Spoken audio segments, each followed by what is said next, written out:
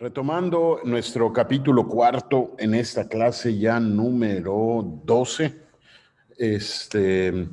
ya empezamos en la clase pasada a hablar de la conciencia moral, uno de los capítulos, digamos, fundamentales en nuestro ejercicio de la teología moral, de los fundamentos de la teología moral. Y decíamos ayer que este capítulo formaba parte prácticamente de un semestre en el seminario, en las clases pasadas. Pero pues por cuestión de tiempo lo hemos introducido, lo hemos rebajado un poquitín para que cupiera en este semestre. Y ayer estuvimos hablando un poquito, dando una pequeña descripción según el texto del padre Ramón García de Haro. Yo les comentaba, un sacerdote español del Opus Dei que tiene un libro magnífico, se llama La vida cristiana, un libro de teología moral. Y él describía la teología moral con estos términos, la conciencia moral con estos términos. Es el juicio del entendimiento práctico que, basado en la luz de los primeros principios morales, dictamina sobre la moralidad de nuestras acciones en su concreta singularidad. Ya tratamos de desglosar ayer cada uno de estos elementos que contienen la descripción que nos da el padre García de Haro. Vamos a iniciar, vamos a empezar con 20, que no apunté, pero luego se me pasa el tiempo, no sé cuánto tiempo ya llevamos grabando. Debería haber un cronómetro acá, pero ya les dije que soy un güiro en esto y no sé manejar estas cosas muy bien. Bueno, las propiedades de la conciencia.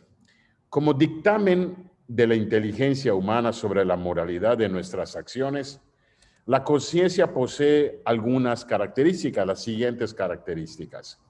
A. Acompaña todo acto libre. Si no es acto libre, obviamente la conciencia no funciona. B. No obliga por sí misma, sino en virtud del precepto divino. Ahora vamos a explicar un poquito esto. Y C. Puede errar y oscurecerse parcialmente, pero nunca extinguirse en modo total.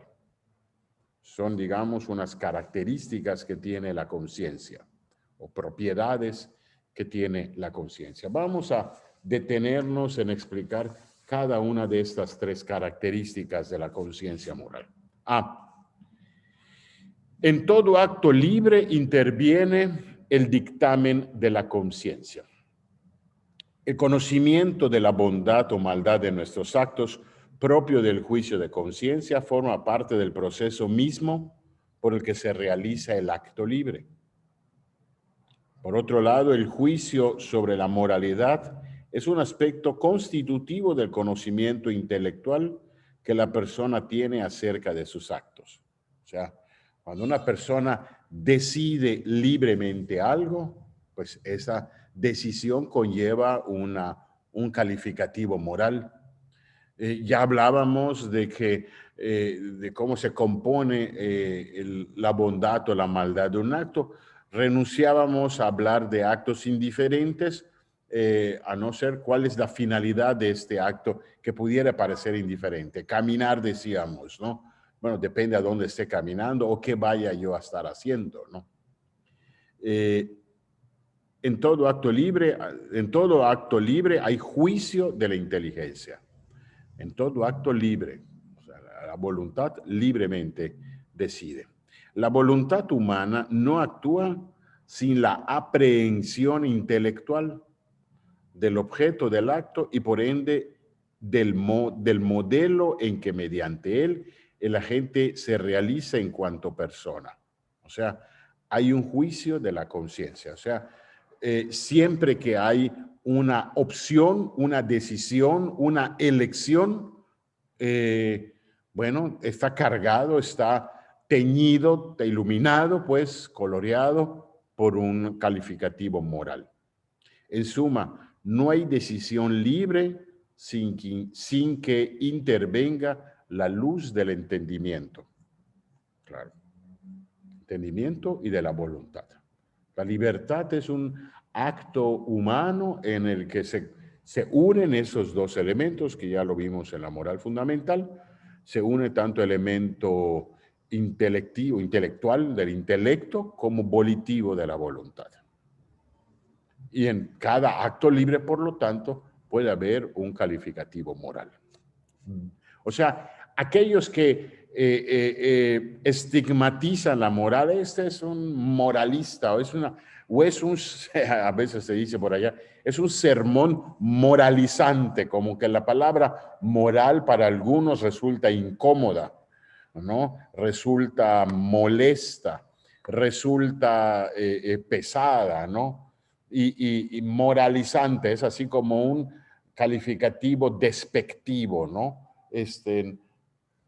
Bueno, es que tampoco podemos evadir una responsabilidad moral en las acciones que hacemos. Otra característica de la conciencia moral. La conciencia no obliga por su propia virtud, sino por el precepto divino. No obliga por su propia virtud. O sea, la conciencia, el juicio de conciencia no es mejor porque esta persona es más inteligente o menos inteligente, o porque este es hombre o mujer, o porque este es gordo y ese es flaco. No. La conciencia obliga por la verdad que defiende, y no es la verdad de la persona, sino la verdad divina. Ya habíamos hablado de la conciencia autónoma y de la conciencia teónoma. La conciencia, dice el comentario, la conciencia vincula la conducta del hombre obligándole de un modo determinado. Le señala el bien que debe obrar y el mal que debe de evitar. Yo recuerdo de chavito, entre las caricaturas que veía, una de mis preferidas era la de Tom y Jerry, el gato y el ratón aquel. Y o la Pantera Rosa también. Pero bueno, ya no me acuerdo en algunas de estas series de caricaturas, aparecían en caricaturas algunos personajes, un angelito que le hablaba al oído y le decía qué era lo que debía de hacer, y un diablito que normalmente le decía lo contrario, ¿no? El angelito que le soplaba al oído, haz esto, no, pórtate así, y el otro que le decía, no hagas así, haz lo contrario, porque esto no está bien. Aunque es una caricatura, refleja perfectamente el dictamen de la conciencia. ¿Qué debo de hacer en esta situación? Decíamos en la clase pasada, la pregunta del viejito, aquel que vino a buscar una luz, ¿no? ¿Me debo de casar con mi cuñada o no me debo de casar? El angelito le dice unas cosas, el diablito les dice otras cosas. La conciencia vincula la conducta del hombre obligándole de un modo determinado. La conciencia es vinculante. O sea, la conciencia me obliga. Oye, si me doy cuenta que mi conciencia me dice esto está mal, eso lo debo de evitar. Y por el contrario, si mi conciencia me dice esto está bien, hazlo. Claro que es vinculante, la conciencia vincula. Claro, lo vamos a hacer un poquito más adelante, la conciencia recta y bien formada. Sin embargo, bueno, le señala el bien que debe de obrar y el mal que debe de evitar.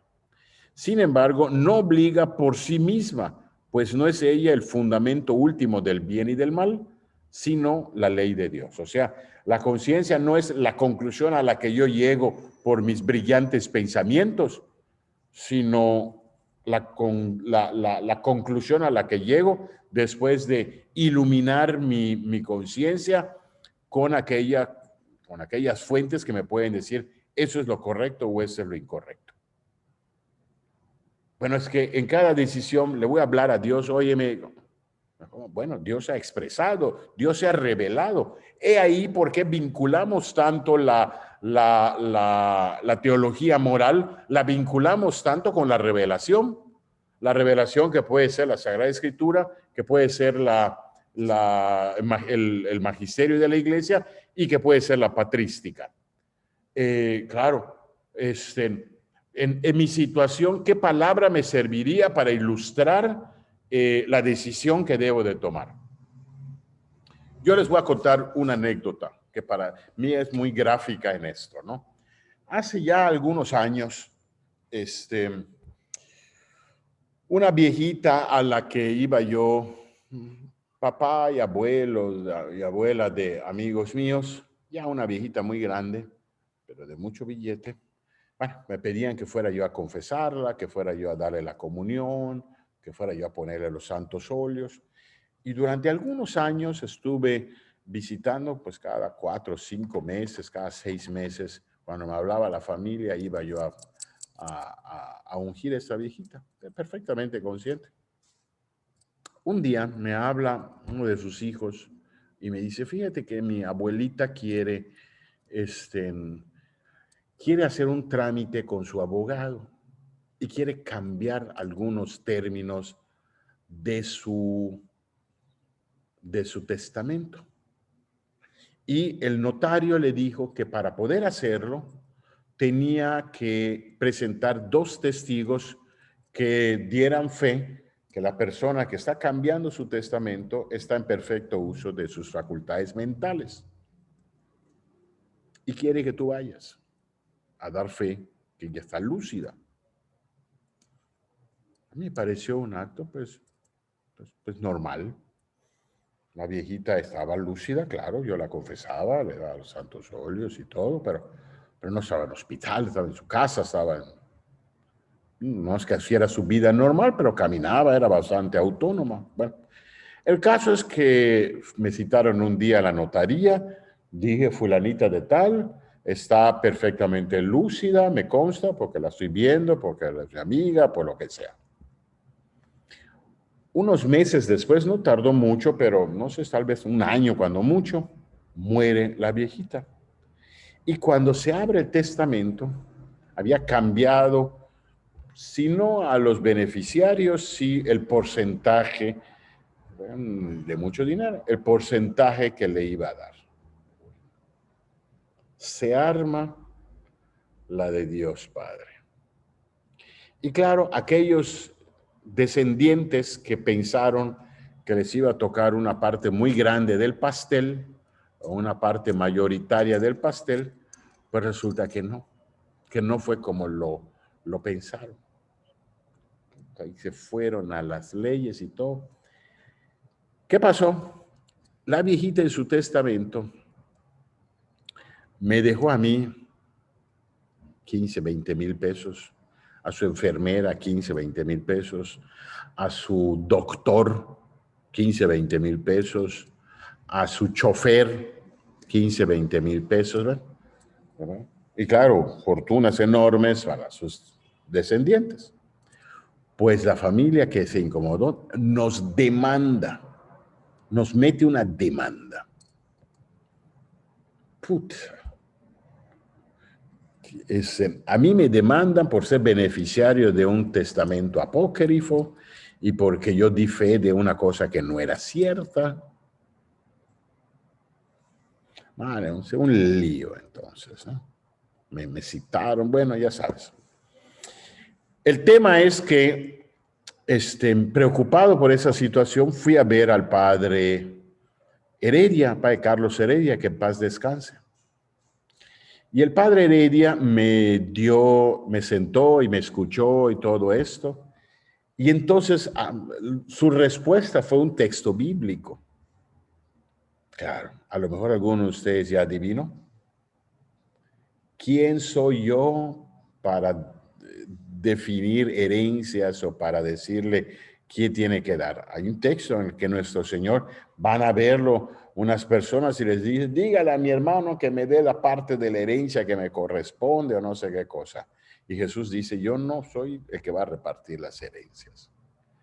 Y me regañó, pero me llamó cariñosamente la atención el padre Heredia, ¿para qué te metiste en eso? Unas cuestiones de herencia tan delicadas, mejor hazte un lado tú, por tu posición, por tu papel, por muchas cosas, ¿no? Pues sí, tenía razón, ¿no? Entonces ahora cuando me ha pasado algo parecido, alguien me quiere, pues, yo no me subo a ese barco, yo no me subo a ese ring. Oye, pero es que mire que la herencia, bueno, que vayan a otras personas, pero no está bien que estén, a ver, permíteme un momentito. Muy bien, perdóname, es que tuve visita aquí de mi vicario.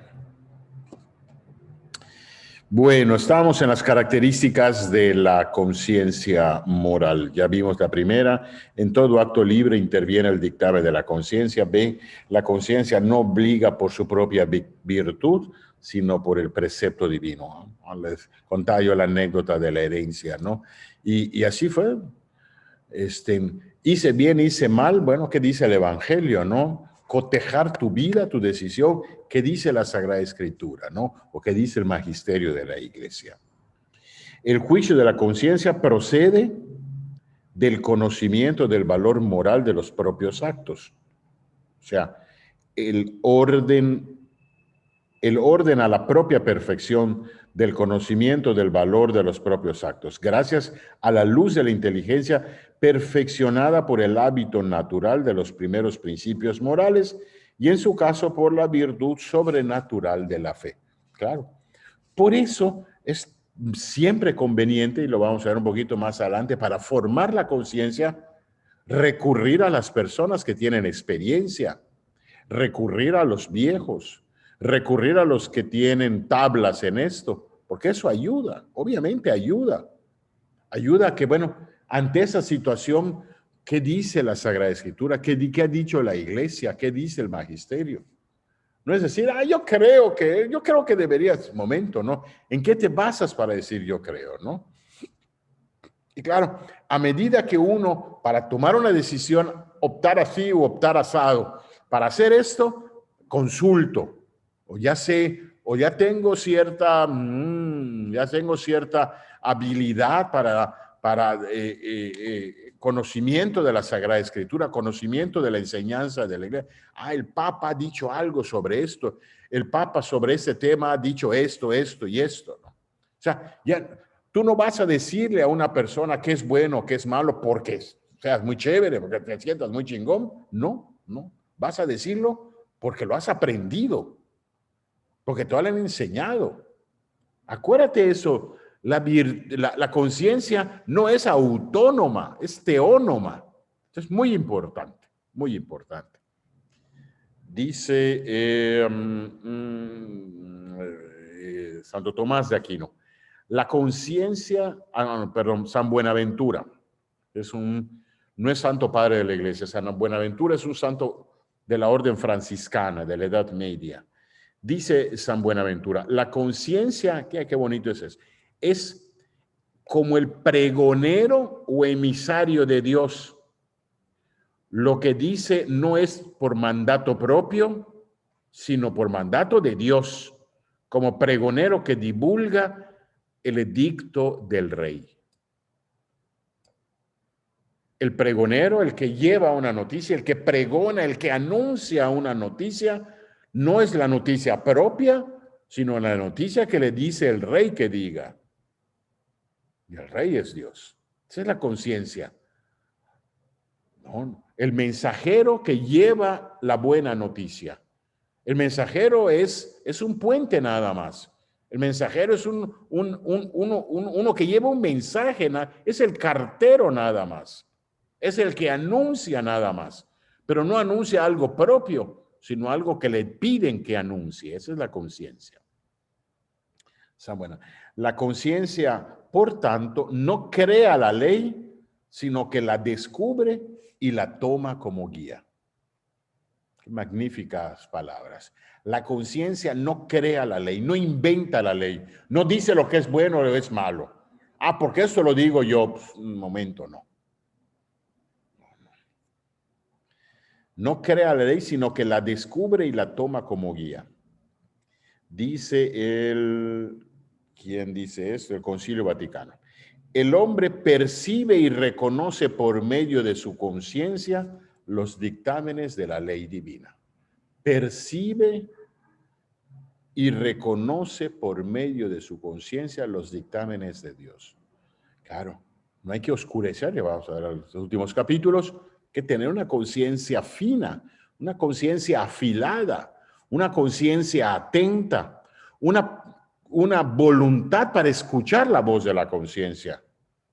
No puedo taparme la voz de la conciencia. Ese ejemplo que les ponía del angelito y el diablito que te dicen qué tienes que hacer o no. Hay gente que tiene tapado el oído del angelito y claro, solamente oye lo que le dice el diablito. Por las caras que vi el otro día, puta, más de uno de ustedes solamente hace lo que el diablito le dice, ¿no? Pues bueno, ¿quién? Bueno, ya saben ustedes quién. Luego, la ley divina no inventa las leyes y preceptos, sino que los reconoce inscritos por Dios en el propio corazón. En definitiva, dice, ya no veo con esos números, dice el Papa Juan Pablo II en otra encíclica sobre el Espíritu Santo. Dice, la conciencia no es una fuente autónoma, ya está lo mismo, no es una fuente autónoma y exclusiva para decidir lo que es bueno y lo que es malo. Por el contrario, en ella está inscrito profundamente un principio de obediencia respecto a la norma objetiva que funda y condiciona la correspondencia de sus decisiones con los mandatos y prohibiciones que están en la base de la conducta humana. Descubre la conciencia. Y claro, pero si uno no le quiere hacer caso a la conciencia, si uno acalla la conciencia, claro, se siente Dios. Y eso es pecado enorme, el orgullo, la soberbia, el pensar que uno tiene siempre la última palabra. ¿Ok? Bueno, falta una letrita, queridos niños, sobre las características de la conciencia, pero yo me tengo que retirar, ya ni sé cuánto tiempo con tantas interrupciones. Pero bueno, vamos a ver si en la tarde o mañana continuamos grabando. Queda así, pues, terminada la clase número 12.